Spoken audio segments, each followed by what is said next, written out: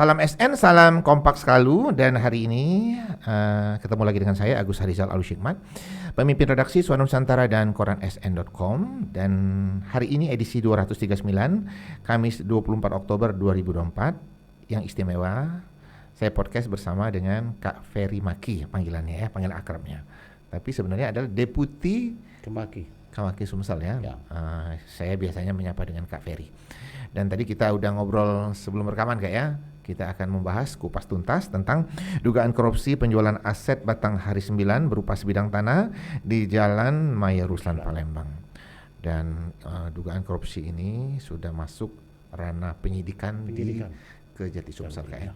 Dan kemarin ada pemeriksaan mantan Sekda Provinsi Sumsel ya. Mantan Sekda, mantan Kepala BPKAD dan bagian yuridifikasi BPN, mantan. Oke, ini kan menjadi pertanyaan Kak ya. Kenapa mantan Sekda Provinsi Sumsel sampai diperiksa? Menurut Kak Ferry apa? Silakan Kak. Jadi saya akan bercerita kilas balik. Oke, silakan. Sejarah dari Yayasan Batanghari 9. Yayasan ini diinisiasi oleh Gubernur Sumsel saat itu beserta para kepala daerah lainnya dan juga tokoh Sumsel di 6 tahun setelah kemerdekaan tahun 51. Ya. Mereka berinisiatif agar siswa-siswa Sumatera Selatan itu mempunyai tempat mes untuk mereka menginap pada saat ya. Untuk mondok lah ya Kak ya. Nah, saat itu mereka bersama-sama mengumpulkan dana sebesar Rp10.000. Rp10.000. Ya, tapi zaman itu ya. Zaman itu besar ya. Ya, sekitar kalau sekarang mungkin sampai 400 juta untuk membangun mes awal. Membangun apa nih Kak? Mes awal di Jogja. Mes ya, mes awal ya. Jadi itu tempat untuk asrama pemondokan bagi siswa asal Sumsel ya. Siswa mahasiswa asal Sumsel. Oke ya, tujuannya bagus sekali, mulia Kak ya. Oke, silakan lanjut Kak. Nah, kemudian seiring waktu Yayasan Batanghari 9 ini milik Pemprov ya, karena diinisiasi oleh pemerintah daerah, kerjasama dengan tokoh Sumsel, kerjasama dengan bupati, menambah aset hingga asetnya tiga ya, dan tercatat itu sebagai aset Pemprov Kak ya? Ya karena yayasannya aja diinisiasi dibuat oleh Pemprov, ya jelas otomatis aset Pemprov lah.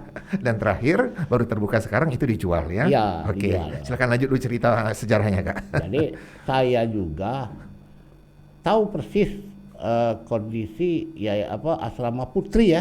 Kita ngomong asrama putri di Jalan Maya Ruslan itu. Ini salah satu yang dibangun dari. Yang sekarang jadi masalah.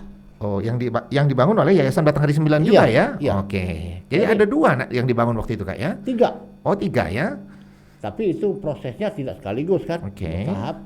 Yang di Bandung sekarang lagi diperiksa juga. Kemudian di Jogja, kemudian di Palembang Oke. Yang sekarang yang lagi hangat yang di Palembang, Jalan Maya Ruslan ya. Saya waktu itu kebetulan bersekolah di dekat asrama putri itu. Oke, lanjut Kak. Nah, jadi asrama putri ini apa nih Kak? Asrama putri Yayasan Batanghari 9. Oke, lanjut. Saya bersekolah di SMEP, Sekolah Menengah Ekonomi Pertama, kemudian di sebelahnya ada STM 2, kemudian ada jalan, kemudian asrama putri itu. Oke. Jadi memang saya bukan pelaku sejarah, tapi saya pernah melihat dan itu masih aktif pada saat itu. Oke, sekitar tahun berapa itu Kak? 83, 84. 83, 84 ya. Oke, lanjut ya. Nah sekarang menjadi masalah. Menjadi masalah karena asetnya dijual. Dijual ya? Iya. Tapi setelah tahun 83, Kak Ferry menyaksikan itu masih dulu menjadi asrama putri, sampai sekarang itu berdirinya itu sudah berganti nama atau berganti bangunan atau kalau berganti nama tidak ya, kecuali yang perkara di mana Jogja itu terjadi pergantian nama oleh notaris menjadi Yayasan Batanghari Sumsel. Itu ya. Oke, kita fokus yang di Palembang ya. Nah kemudian seiring waktu semakin banyak vendor-vendor menawarkan tempat kos yang dengan fasilitas WiFi, fasilitas apa, maka asrama ini redup. Tidak lagi menjadi itu. Kalah persaingan ya. Kalah persaingan. Tapi asetnya masih ya. Masih ya. Dan terletak di jalan sentral ya. Pusat kota Palembang ya. daerah golf. Iya. Jadi ke sebelah kiri golf, sebelah kanan kita ke arah veteran. Jadi Kalau memang kita sebut itu daerah bisnis yang mahal lah ya. Segitiga mahal, paling tidak itu sekitar kalau sekarang 5 juta atau 6 juta per meter dengan 4.000 ya 200 hampir 24 miliar itu ya. Intinya mahal lah Kak ya. Oke Kak ya, ini kan menjadi menarik ya. Tiba-tiba aset Yayasan Batanghari 9 ini dijual ke pihak tertentu dan terbit sertifikat. Ini ada apa Kak ya? Ya begini, supaya masyarakat, supaya pembaca SN mengerti, masalahnya di surat. Surat yang menyatakan bukan aset. Oke. Sehingga tanah YBS ini bisa disertifikatkan karena dalam kategori tidak ada pemiliknya, Pak. Dan di sini akar masalahnya yang terjadi, Ya. karena masih terdata ini aset pemerintah Provinsi Sumatera Selatan, Kak ya? Menurut pemerintah Provinsi Sumatera Selatan oleh salah satu Bakabit aset menyatakan bahwa ini ada dokumen, Pak, di BPKAD, memang aset Pemprov itu. Aset Pemprov ya. Iya. Dan kemudian ada yang melaporkan tentunya Kak ya? Ya, bukan melaporkan. Pada saat mau menerbitkan sertifikat ada sanggahan, Pak. Oh gitu. Ada sanggahan dari Pemprov bahwa ini aset. Tapi anehnya kok bisa terbit, itu Pak yang jadi masalah. Oke, hingga inilah dugaan korupsi ini muncul Kak ya? Muncul. Jadi aset yang ya dalam tanda kutip Pak, murah Pak, beli 20 miliar. Oke. Kalau saya sanggup 30 Pak, karena luasnya hampir 4.000 meter di tengah kota Pak. Di tengah kota ya. Dan ini sangat disayangkan, tidak tertib administrasi berarti Kak ya? Ya ini memang klasik Pak di pemerintah daerah. Pencatatan aset itu Hingga betul. aset pemerintah provinsi kita sebut ya, ini yang dijual ke pihak tertentu ya. Dan ini tentu pemerintah yang dirugikan ya. Ya. Hingga masuk ke ranah dugaan korupsi. Ya. Nah, menurut Kamaki Sumsel ini apa urusannya sampai mantan kepala DPKAD, kemudian mantan sekda dan beberapa mantan pejabat lain ikut diperiksa Kak ya? Apa untuk konfirmasi atau untuk apa nih? Silakan Kak. Ya karena ini menurut BPKAD aset Pemprov ya, maka yang dipertanyakan kepada sekda dan juga kepada kepala BPKAD. Ya mereka tidak begitu tahu persis karena ini kan didokumentasi sudah lama. Ya. Tapi diketahui oleh bagian kami tertib bahwa ini aset Pemprov. Jadi mereka kemarin itu tidak dalam kategori terlibat diminta keterangan. Hanya untuk ditanyakan apakah benar itu statusnya aset Pemprov Kak ya? Iya, yang jadi masalah, pokok masalah. Oke. Kenapa terbit SK sertifikat? Oke, dan untuk penonton SSN, pemeriksaan mantan Sekda Provinsi Sumsel dan mantan Kepala BPKAD ini sudah terbit di koran sn.com. Ya.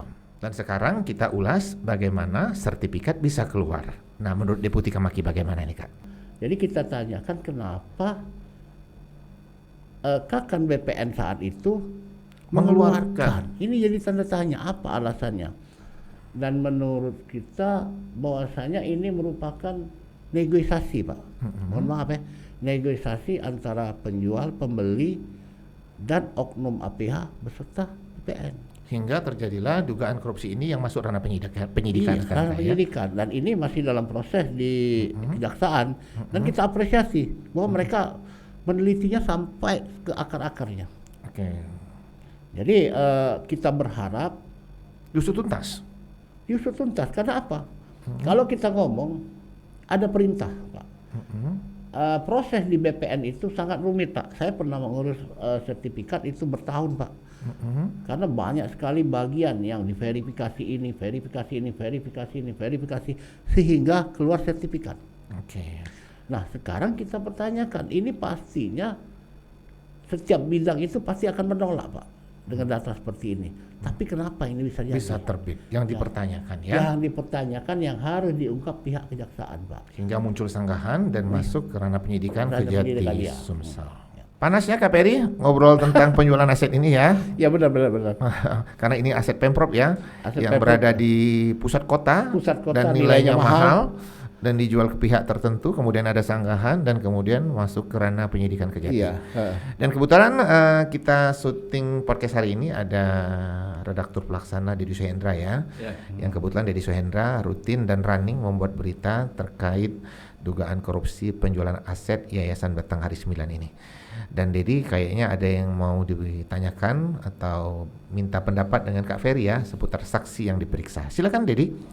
Ya Kak, mau minta pendapat ya, sekalian komentar. Kemarin kan tim dari keterangan Kasih Penkum Kejati Sumsel Fani Yulia Kasari SMH bahwa tim jaksa penyidik bidang tindak pidana khusus Kejati Sumsel memeriksa mantan Sekda Sumsel, kemudian mantan kepala BPKAD, di mana dikatakan Kasih Penkum bahwa perkara ini kan masih dalam proses penyidikan umum Kak ya.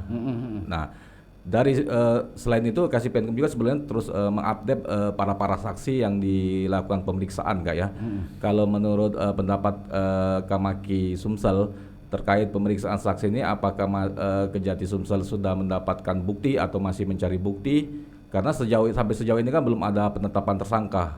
Sementara penyidikannya terkesan sudah cukup lama. Gimana pendapatnya? Oke, silakan langsung saja Kak Ferry. Jadi penyidikan perkara ini cukup melelahkan bagi pihak kejaksaan karena terkait aset yang sudah Bertahun-tahun, puluhan tahun ya. Lebih tua dari kita, Pak. Ya, dan harus hati-hati ya, karena menyentuh banyak pihak ya. Karena menyentuh banyak pihak. Namun apa yang ditanyakan oleh kejaksaan kepada saksi itu mengarah kepada begini, apakah ini aset atau bukan? Kemudian pembuktian terhadap aset ini, ternyata bahwa memang pihak kejaksaan berkeyakinan ini aset Pemprov dengan bukti bahwasanya dinaikkan ke status penyidikan, walaupun masih umum Pak, tapi kita mendukung karena ini dalam kategori mafia tanah yang sangat-sangat rapi, melakukan upaya yang sangat tidak etis dengan merebut tanah milik Pemprov Sumsel dan dijualkan Kak ya. Dijualkan. Dan ini tentu menguntungkan oknum tertentu dan merugikan negara karena ini aset pemerintah provinsi Kak ya. Iya jelas, karena tanah itu ya siapapun mau Pak tanahnya di segitiga emas Pak. Di segitiga emas ya. Ternyata Palembang juga ada segitiga emas ya. Ada. Dan penonton SASN ternyata berita tentang dugaan korupsi penjualan aset Pemprov ini begitu menyedot perhatian pembaca Suara Nusantara dan koran SN.com. Dan podcast kita hari ini berdasarkan request dari penonton SASN Kak ya. Dan kita membahasnya sore hari ini dengan lebih jelas dan tuntas bersama Deputi Kamaki Sumsel. Kak Ferry, tampaknya ada pertanyaan kedua dari redaktur pelaksana Suara Nusantara Deddy Suhendra. Silakan Deddy. Ya Kak, dalam penyidikan dugaan kasus korupsi tersebut Kak ya, kita sudah diberitakan di koran SN dan Suara Nusantara bahwa Kejati Sumsel kan sudah melakukan penggeledahan, salah satu penggeledahannya ini kantor BPN Kota Palembang Kak ya. Namun sampai sejauh ini mantan kepala BPN belum juga diperiksa sebagai saksi dalam proses penyidikan perkara tersebut. Bagaimana kalau tanggapan dari Kamaki? Nah ini seru nih Kak Ferry, silakan. Jadi perkara ini terkait dengan surat edaran dari Kejaksaan Agung Ya. bahwasanya seseorang yang mencalonkan diri jadi kepala daerah, proses hukum itu ditunda. Oh gitu. Jadi itu jawabannya ya? Ya, jadi kalau bukan ini dihentikan, karena pokok pangkalnya peran Kakan BPN yang menandatangani SK sertifikat. Dan sekarang mantan Kakan BPN ini mencalonkan diri jadi kepala daerah di salah satu kabupaten. Dan tapi sepertinya Kejati tidak menyetop dugaan korupsi ini penyidikannya ya, karena para saksi terus diperiksa ya. Jadi saat sekarang ini pihak kejaksaan sedang mengumpulkan bukti, sedang mengumpulkan keterangan saksi yang nantinya akan mengarah kepada dikonfirmasikan kepada yang belum terperiksa tersebut. Oke, ada komentar dari Kak Ferry untuk langkah Kejati Sumsel ini? Ya, jadi kita berharap pihak kejaksaan fokus kepada bagaimana terbitnya sertifikat ini. Oke, itu intinya ya. Intinya begitu, apakah ini soal tanggung jawab ini berarti Kak ya? Ya, kalau kita melihatnya ranahnya ke suap. Ya. Tapi kalau kita ngomong suap dan gratifikasi sehingga Terbitlah terbit sertifikat. sertifikat ini, karena kita melihatnya seperti itu. Namun ini masih dalam proses penyidikan, kita tidak mau berandai-andai dan mengintervensi, tapi kita yakin bahwa Kejaksaan Tinggi Sumsel akan melakukan upaya yang terbaik untuk masyarakat. Oke, kita tunggu saja ya, Ya, kita tunggu langkah dari Kejati Sumsel, dan kita apresiasi ya Apresiasi. langkah Kejati Sumsel yang terus melakukan penyidikan dugaan korupsi ini. Oke ya, seru ya Iya. ngobrol dengan Kak Peri ya. Sebenarnya kalau di belakang layar ini lebih seru lagi ya penonton SASN. Iya, kita ada batasan Pak. Ada batasan ya. Praduga tak bersalah. Kita masuk sesi kedua Kak ya. Ya. Kita ada berita juga yang viral ya, yang warawiri di media sosial, di koran sn.com juga ya, memuat beritanya tentang terkini dari persidangan dugaan korupsi Jargas. Yang terakhir itu ada mantan wali kota Palembang 2 periode yang diperiksa. Jangan nyebut nama ya. Ya. Dan terungkap di sana bahwa proyek tersebut terlaksana karena ada perwali. Ya. Saya menyebutnya sebatas itu saja, tapi silakan Kak Ferry menyikapinya. Silakan. Jadi Wali Kota Palembang mengeluarkan perwali nomor 3 tahun 2017 ya, Oke Kak. tentang pengadaan barang dan jasa di BUMD. Nah, ini menjadi akar masalahnya Pak. Bahwa perwali tersebut diduga ya, silakan Anda baca, bahwa tidak mengacu kepada aturan pengadaan barang dan jasa pemerintah. Tidak disebutkan berapa batasan swaklola, tidak disebutkan batasan berapa yang ditenderkan. Nah, ini jadi masalah. Oke. Dan ini proyek Jargas ini berapa Ded? Proyeknya, nilai proyeknya Dedi? 22,5 miliar dari penyertaan modal dengan kerugian negara 3,9 miliar. Dan itu harusnya ditenderkan Kak ya? Oh, jadi begini ya. Ya, silakan Kak. Pengadaan barang dan jasa pemerintah itu diadopsi oleh BUMD, BUMN dalam Oke. SK direksi. Jadi bahwasanya aturan itu tidak boleh bertentangan, melanggar aturan pengadaan dan barang jasa pemerintah, kecuali spek khusus. Itu ada di Kemenhan. Kalau di BUMD tidak ada. Oke, silakan. Nah, sekarang ini swakelola dengan nilai 22,5 miliar. Besar angkanya. Bukan besar Pak, aneh. Kenapa? Prosesnya itu tidak dilalui dengan aturan. Harusnya dengan diumumkan, dilelangkan karena nilainya besar. Kemudian siapa konsultan pengawasnya, ada nggak? Nah ini bertindak sendiri Pak. Jadi seperti saya toke, saya punya uang saya beli sendiri. Begitu. Ini pengandaiannya ya. Pengandaian. Jadi sebenarnya pengadaan barang dan jasa di BUMD SP2J ini kalau dari kacamata auditor ini total loss sebenarnya karena tidak ada dasar hukum dari aturan pemerintah. Hanya dari perwali nomor 3 2017 kemudian diturunkan dalam bentuk SK direksi, namun nomenklatur aturan penerbitan perwali itu tidak mengacu kepada aturan undang-undang Kepres tentang pengadaan barang dan jasa. Oke, kita flashback ke persidangan ya. Kemudian sebelumnya persidangan dihadiri oleh redaktur pelaksana Dedi Suhendra. Waktu itu hakim sempat menanyakan kepada mantan wali kota tentang perwali yang terbit ini yang terkait dengan proyek Jargas ini. Silakan Dedi.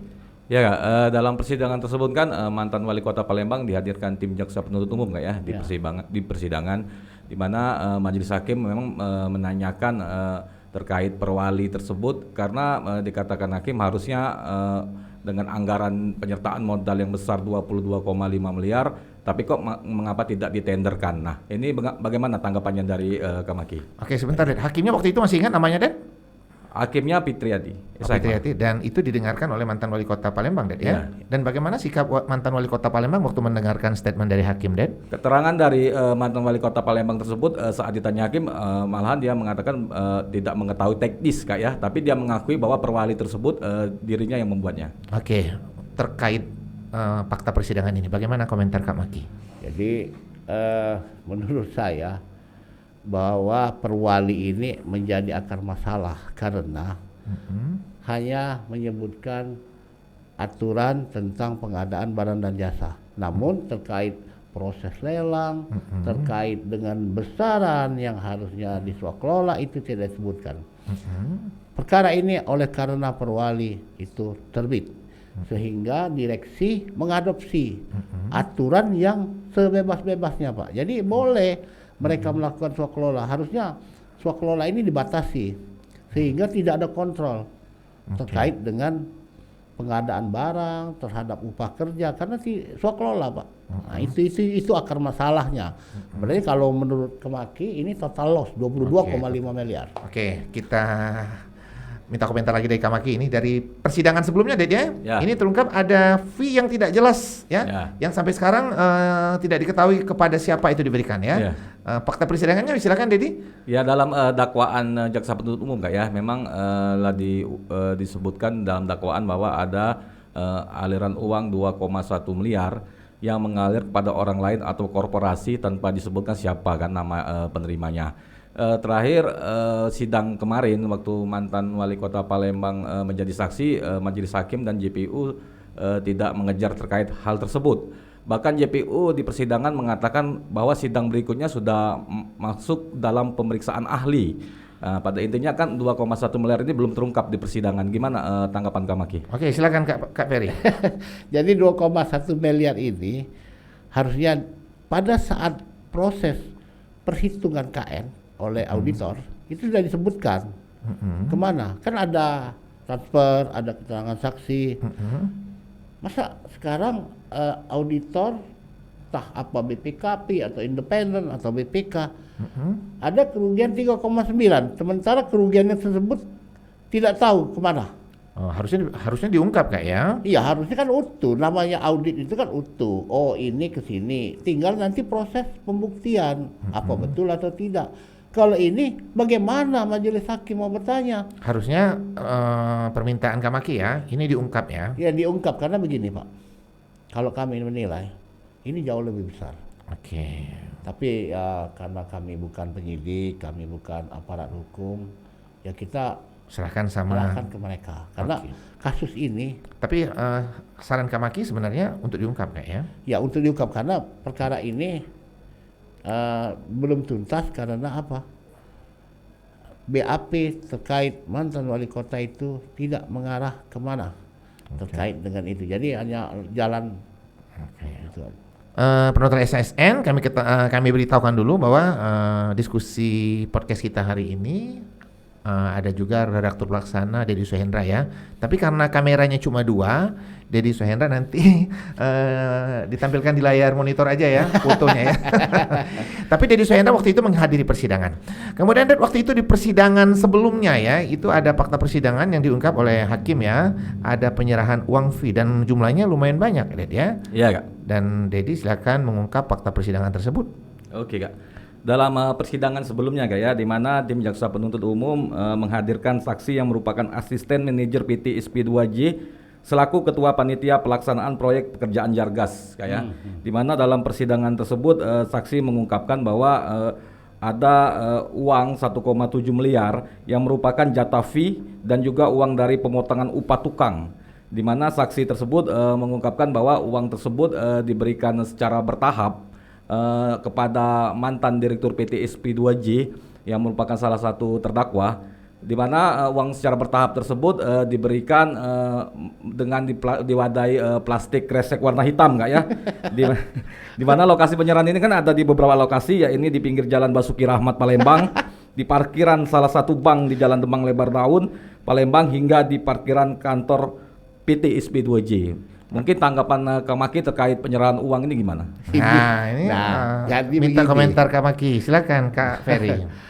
Sedari awal proyek ini kan sudah kelola, artinya tidak ada batasan. Yang kalau saya beli material 1.000, saya karena swakelola kan tidak ada daftar harga, saya buat 2.000. Oke. Akibatnya kan ada sisa uang, ada sisa, bukan sisa Pak, ada fee untuk ke pihak tertentu. Saya tidak mau nyebut direksi Pak ya. Nanti kan hakim lah bukti. Nah inilah yang diterima, inilah yang disebut yang dugaan korupsi yang terbukti itu Pak. Gratifikasi. Dan ini sudah direncanakan Pak. Karena tanpa perencanaan tidak ada penyerahan uang, termasuk kemarin dinyatakan ada pemotongan gaji, ada dari toko, betul-betul ini apa betul-betul sangat terencana. Pemotongan gaji tukang ya, jadi ada deh ya. Pemotongan pembelian pipa ya, ada dia. Tapi aneh ya, di dalam RUPS kan ini bermasalah, tidak disebutkan, tidak dibahas oleh pemegang saham. Dan persidangan terakhir mantan wali kota mengatakan BUMD SP2J ini untung deh ya. Ya, mantan wali kota Palembang tersebut mengungkapkan bahwa untung sampai 10 miliar, Kak.